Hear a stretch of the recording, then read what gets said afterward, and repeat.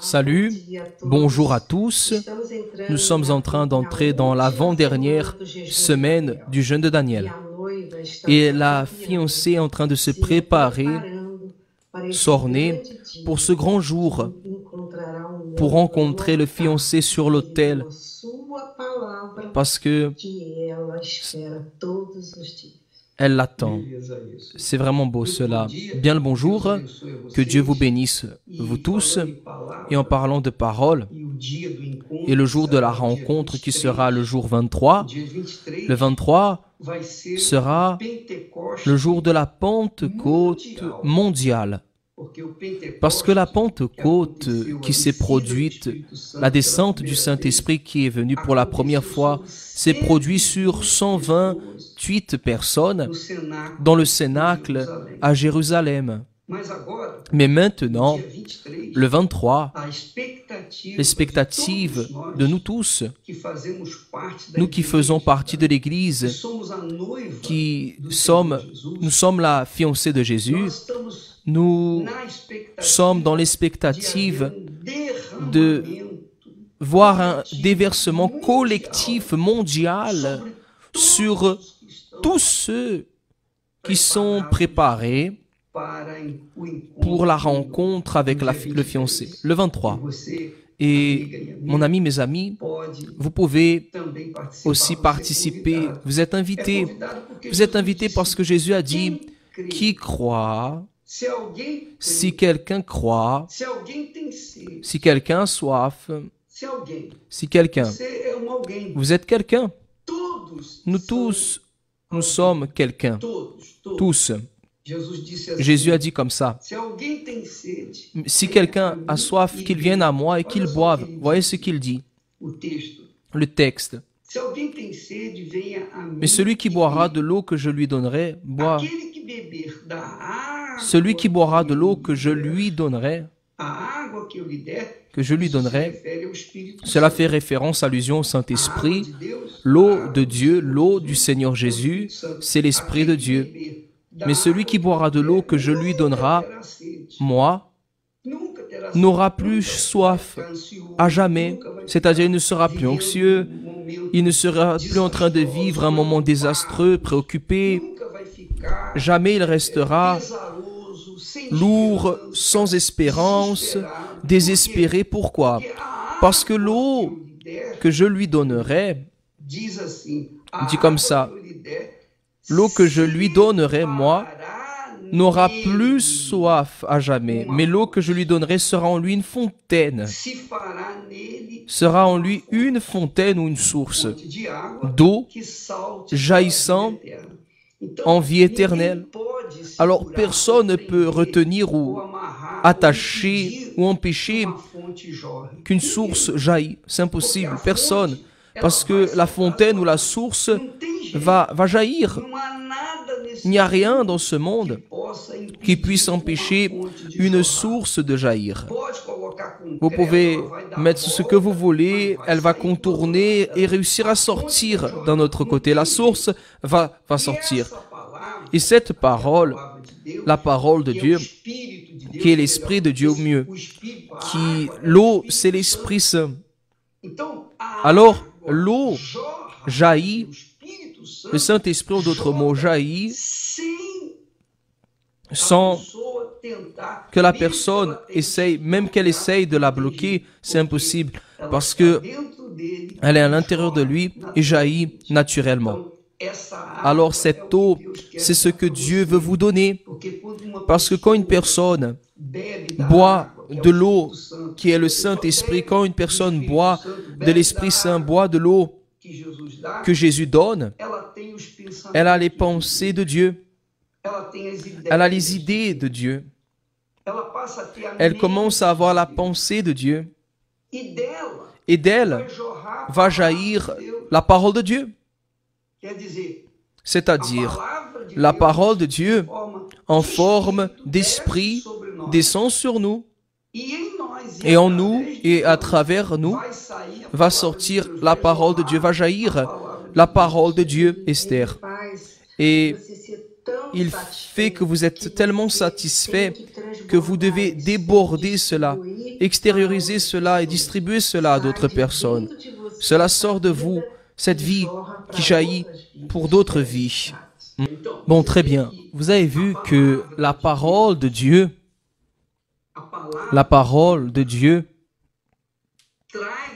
apporte à l'existence ou amène à l'existence les choses qui n'existaient pas. La parole de Dieu continue à amener à l'existence les choses qui n'existaient pas dans la vie de ceux qui croient, non pas dans la vie de tous. Parce que si vous confessez la parole de Dieu, mais vous ne vivez pas la parole de Dieu comme ces personnes qui disent « Ah, le Seigneur est mon berger, je ne manquerai de rien, mais il manque de tout dans leur vie. » Pourquoi cela? Parce qu'elles ne vivent pas la parole de Dieu. Ça, c'est la réalité. Si vous ne vivez pas la parole ne fonctionnera point. Mais lorsque la personne vit réellement la parole, la met en pratique, cette parole, exerce cette parole, la parole de Dieu, alors obligatoirement, Dieu répond à cette parole parce qu'il honore sa parole. Il honore sa parole. Il ne peut pas déshonorer ce qu'il a prédit, dit. Et cela est une insulte à Dieu. Il est Dieu, il est juste, parce que la parole, sa parole est honorée. Et honorée, il honore sa parole. Alors quand nous concordons avec cette parole, et nous vivons cette parole, et nous mettons notre vie en accord avec cette parole, obligatoirement, Dieu fait que sa parole soit une source dans notre vie, Esther. Et Dieu doit trouver un cœur, le cœur de la personne, trouver dans le cœur de cette personne la terre fertile, qui désire, qui est assoiffée de donner des fruits, ou d'être la parole vivante que Dieu amène à elle. Alors elle se transforme. C'est cela. Alors la professeure, qui était une théologue, qui enseignait les personnes l'évangile, du côté extérieur de son église, de sa dénomination, elle fumait, elle buvait, elle allait dans des soirées, etc. Elle vivait une vie de diversion. Elle pensait, bon, je donne ma dîme, j'enseigne les autres la parole de Dieu, alors je peux moi aussi me divertir. Et elle a une vie parallèle, disons, une vie entre guillemets avec Dieu dans l'église, et à l'extérieur, elle avait une vie avec le mal, avec les vices, avec le diable. Et là, cela ne marche pas. C'est cela qui est différent. Alors, lorsque nous nous marions avec Dieu, lorsque on voit dans sa parole, on se marie avec lui, lorsqu'on fait un pacte avec Dieu, comme c'est le cas le 23, où nous allons avoir ce grand déversement du Saint-Esprit sur toutes les personnes qui croient et qui ont soif. Lorsqu'il y a cette concordance, alors la parole de Dieu s'accomplit dans la vie de ceux qui croient. Et c'est cela ce qui s'appelle croire. Par exemple, j'aime toujours faire une parallèle à propos du mariage. Parce que notre relation avec Dieu ne cesse d'être reflétée dans notre mariage, Esther. Par exemple, quand on s'est connus, par exemple, je l'ai vu, je t'ai aimé, tu m'as vu et tu m'as aimé. Nos regards se sont croisés et on a sympathisé l'un et l'autre. Mais ce n'était pas suffisant. On s'est approchés et on a eu alors cette conversation, c'est-à-dire cette parole, un échange de paroles, un échange d'idées, échange de pensées. Alors je t'ai dit comme ça ce que je pensais. Tu m'as dit aussi ce que tu pensais. Alors nous avons concordé nos pensées, uni nos pensées, et à cause de cette union et concordance, prêtez attention, à cause de cette concordance ou union de pensées, pour former une seule pensée, alors on s'est mariés et nous avons formé une famille. Et là, sont venus les enfants. Or, voyez seulement, lorsque nous concordons avec Dieu, avec sa parole, lorsque nous pratiquons sa parole, lorsque nous acceptons sa parole, il est Seigneur et nous nous soumettons à sa parole. Nous avons une attitude en accord avec sa parole. Alors, nous sommes en train de nous marier. On est en train de s'unir à lui. C'est bien plus que croire simplement. Croire veut dire se livrer, donner la vie, se marier avec la personne que vous aimez. Alors, de là vient la communion avec Dieu. De là vient l'Esprit de Dieu pour faire son habitation en nous et nous donner la parole qui va nous conduire, le choix que nous allons avoir en accord avec Dieu, les pensées de Dieu. La pensée de Dieu passe ou part par nous. L'apôtre Paul dit comme ça, nous avons la pensée de Christ, c'est-à-dire qui a l'Esprit Saint a la pensée du Seigneur Jésus. Qui ne l'a pas, n'a pas. Mais qui a la pensée du Seigneur Jésus, sait faire les bons choix. Mais qui ne l'a pas, fait de mauvais choix et conséquemment va cueillir les mauvais fruits de ces mauvais choix. Mais lorsque nous recevons l'Esprit Saint, nous avons le discernement spirituel pour savoir ce que nous devons et ce que nous devons faire. Et comme nous voulons plaire à notre Seigneur, nous écoutons sa voix, sa parole, et alors nous nous donnons bien. Pourquoi? Parce que Dieu bénit la vie de ceux qui écoutent et mettent en pratique sa parole. Pour cette raison, Esther, le mariage, c'est justement cela. La manutention d'un mariage dépend de la manutention de sa parole, de la parole des deux engagés l'un pour l'autre.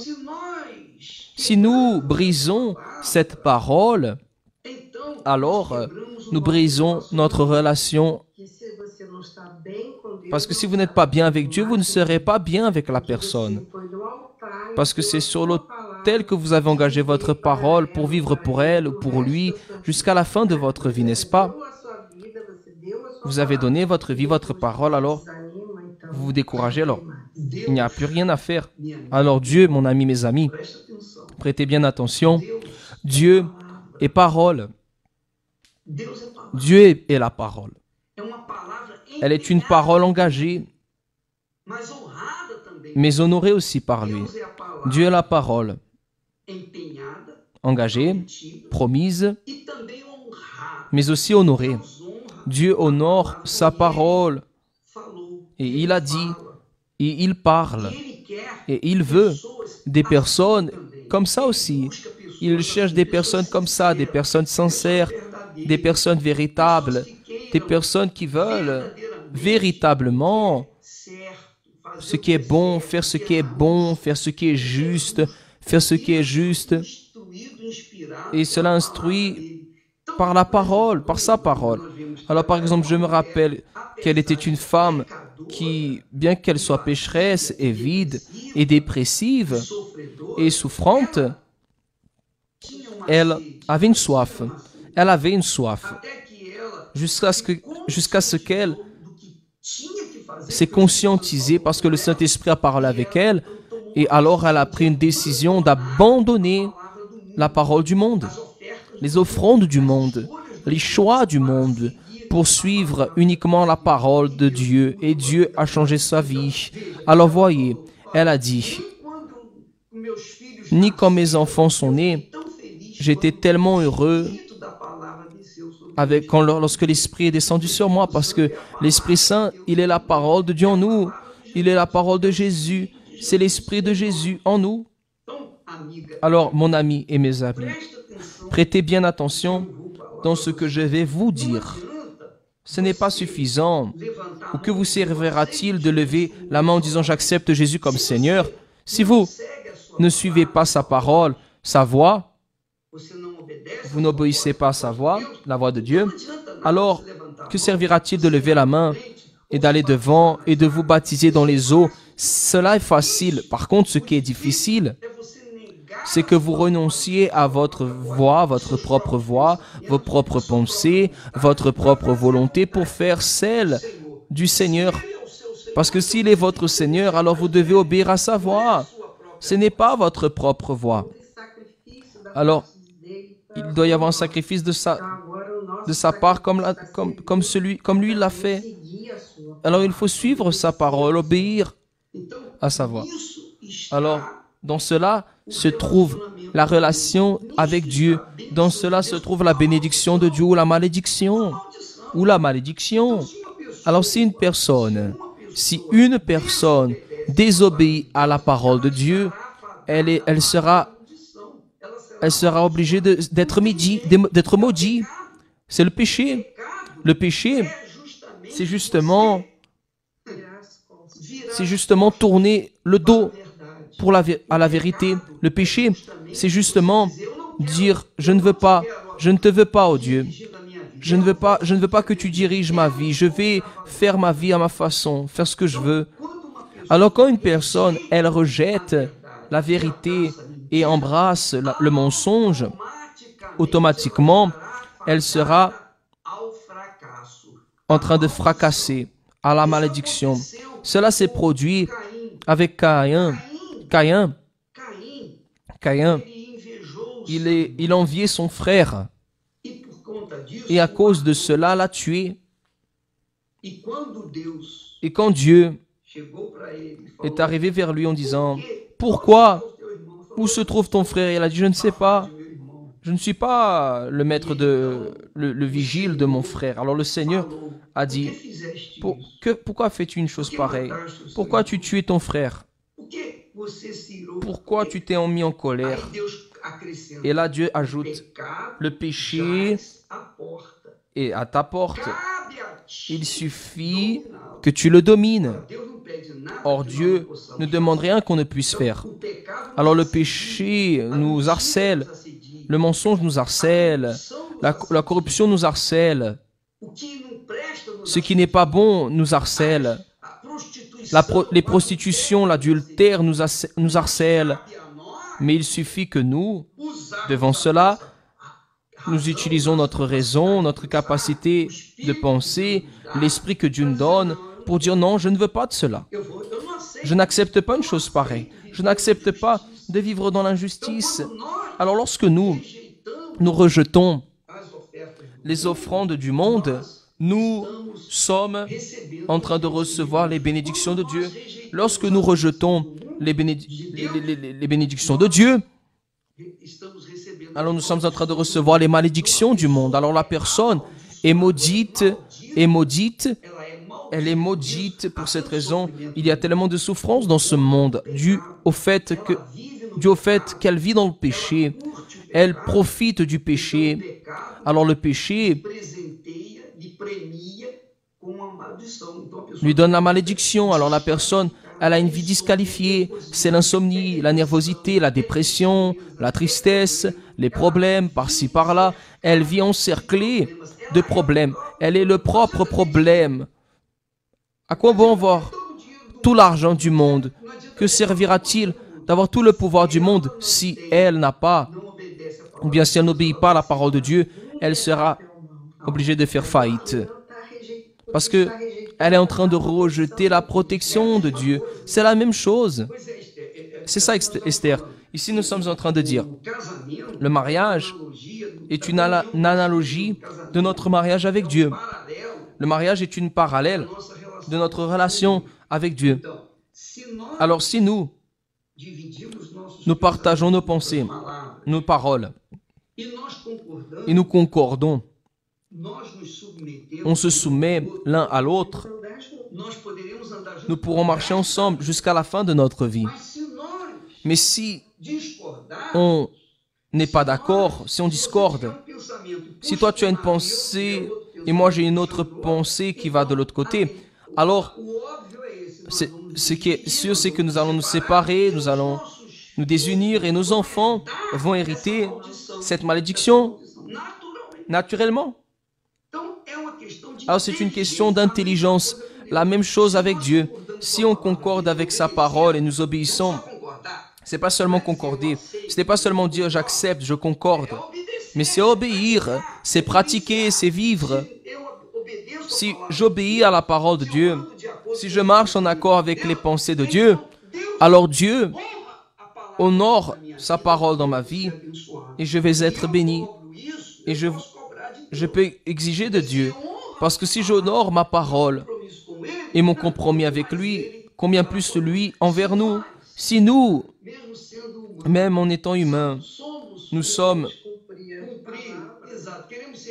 voulons être fidèles à lui, combien plus lui il va l'être pour nous. Alors mon ami et mes amis, vous voulez recevoir l'Esprit Saint, vous qui êtes en train de faire le jeûne de Daniel, et vous voulez recevoir le baptême, vous voulez avoir une rencontre avec le fiancé le 23, alors vous devez revoir vos valeurs, revoir votre propre vie.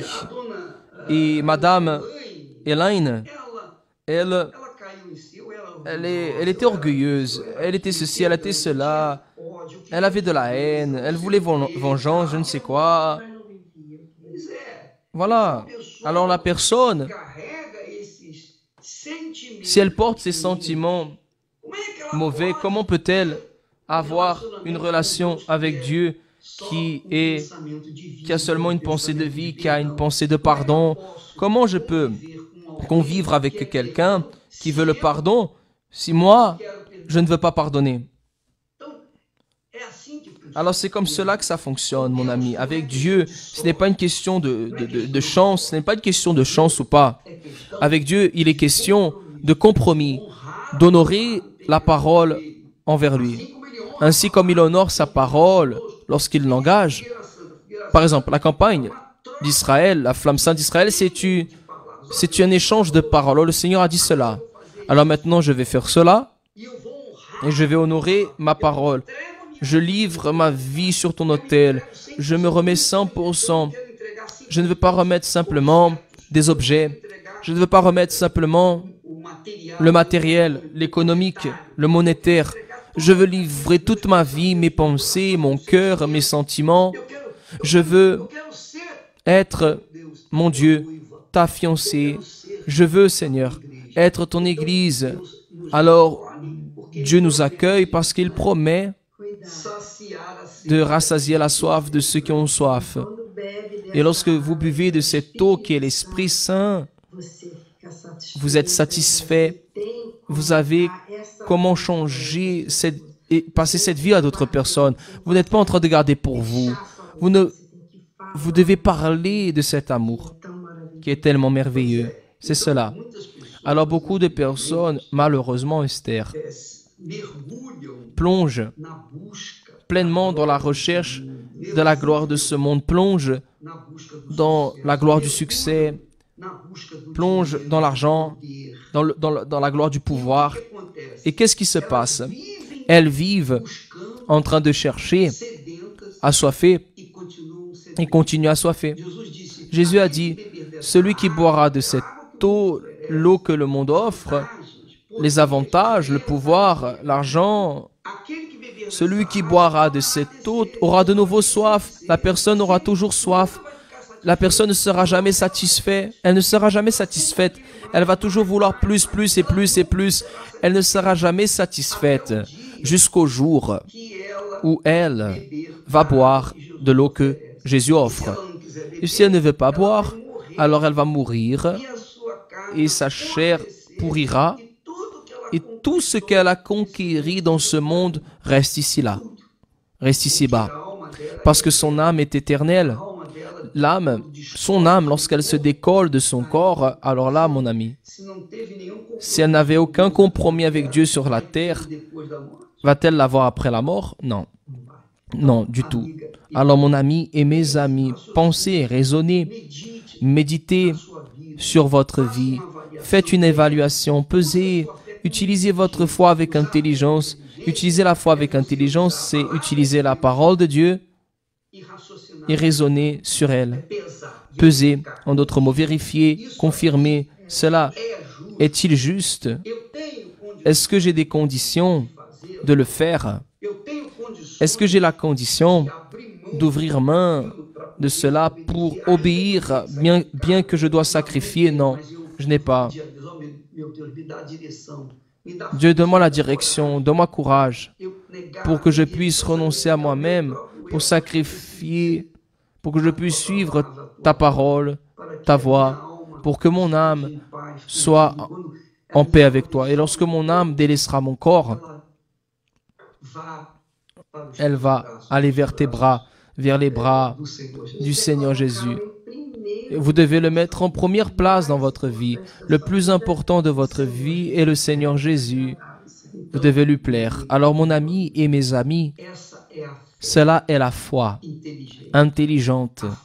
La foi qui n'est pas en aucune façon associée à la religiosité, mais la foi qui est connectée, liée dans les promesses. La foi qui est affermie, basée sur les promesses de Jésus, sur la parole de Dieu. La parole de Dieu. Comme le dit les Saintes Écritures. Comme le dit les Saintes Écritures. Alors décidez pour votre vie, mon ami et mes amis. Décidez pour votre vie. Parce que le 23, nous allons avoir cette grande fête. Ce dimanche, pas ce dimanche, mais l'autre dimanche, nous allons avoir la grande fête, la grande fête de l'agneau, des noces de l'agneau. L'une des plus grandes fêtes des fêtes qui existent dans ce monde. D'ailleurs, cela sera beaucoup plus grand que la fête de Pentecôte. Ce n'est pas de l'orgueil ou de l'arrogance de ma part, c'est la promesse de Dieu. Il a promis de déverser son esprit sur toute chair, sur tous ceux qui veulent, sur tous ceux qui ont soif, sur tous ceux qui veulent avoir ou ont cette aspiration. Et si vous avez cette aspiration, si vous avez soif, alors le 23, préparez-vous à participer de cette grande fête de noces du Saint-Esprit, du déversement du Saint-Esprit sur des milliards et des millions de personnes dans le monde entier. Ça, cela est ma foi. La première fois que le Saint-Esprit est venu était sur 120 personnes. Mais cette fois-ci, dans la fin des temps que nous sommes en train de vivre, viendra sur toute la terre qu'il invoque toutes les personnes qui ont faim et soif du Saint-Esprit. C'est vraiment merveilleux, Esther. C'est magnifique, c'est glorieux. Non, je dis comme ça. C'est quelle gloriosité et ce cadeau que Dieu nous donne. On ne voit pas Dieu parce que Dieu est esprit. Il est esprit, vous ne pouvez toucher Dieu, vous ne pouvez le sentir, vous ne pouvez le voir. Mais par contre, vous pouvez l'avoir à l'intérieur de vous. Et il peut être à l'intérieur de vous, de moi, et de tous ceux qui croient et veulent et qui ont soif de sa présence. Une fois étant remplis du Saint-Esprit, mon ami, mes amis, plus jamais vous serez la même créature. Et d'ailleurs, nous allons terminer cette émission et nous reviendrons plus tard. Que Dieu vous bénisse, vous tous, au nom du Seigneur Jésus-Christ. Venez, vous qui êtes assoiffés ce dimanche. Et ce soir, à 6h de l'après-midi, nous allons avoir aussi la réunion spéciale avec les ouvriers. Ici au temple ou dans n'importe quelle église du royaume de Dieu, vous qui êtes ouvriers, vous pouvez venir dans votre église et participer de cette transmission en direct à 6h l'après-midi, l'heure du Brésil. Dieu vous bénisse et à la prochaine.